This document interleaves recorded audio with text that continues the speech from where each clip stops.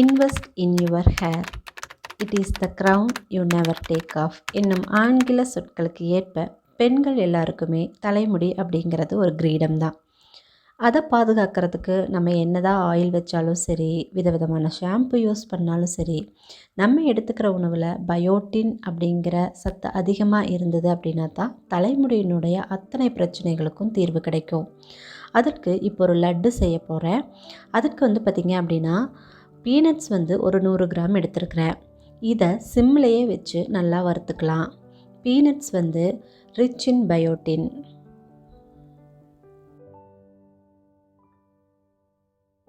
தனியாக ஒரு தட்டத்தில் போட்டு வச்சுருங்க.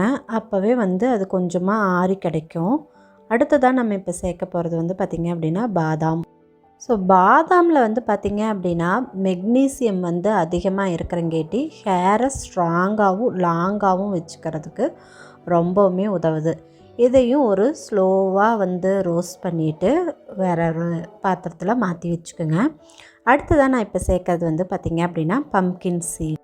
ஸோ பம்ப்கின் சீட்ஸில் பார்த்திங்க அப்படின்னா ஒரு யூனிக்கான அமினோ ஆசிட்ஸ் இருக்குது. இது பால்னஸ் வர்றதையோ இல்லை தின்னாக இருக்கிற முடியை திக்கன் பண்ணுறதுல ரொம்பவுமே ஹெல்ப்ஃபுல்லாக இருக்குது.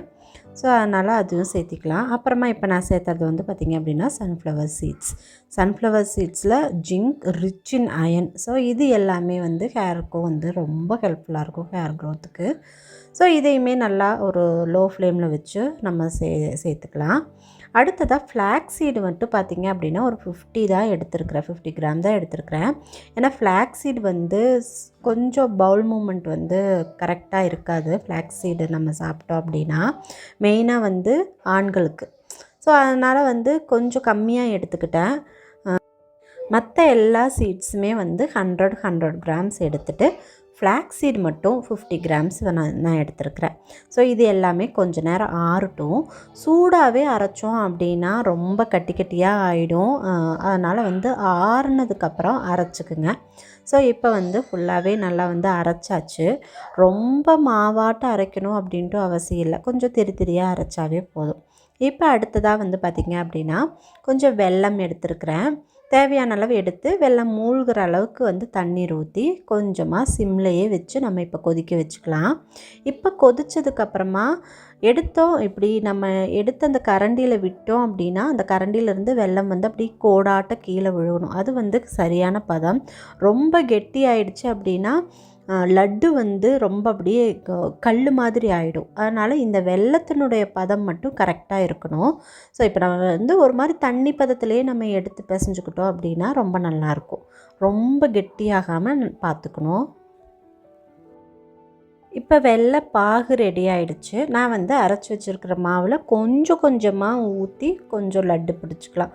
ஒட்டா ஊற்றி கிளறினீங்க அப்படின்னா உங்களுக்கு பிடிக்கிறதுக்கு வராது, காஞ்சும் போயிடும். அதனால் எந்த பகுதியில் நம்ம கை வச்சுருக்கிறோமோ அந்த பகுதியில் கொஞ்சமாக ஊற்றி நம்ம லட்டு மாதிரி பிடிச்சிக்கலாம்.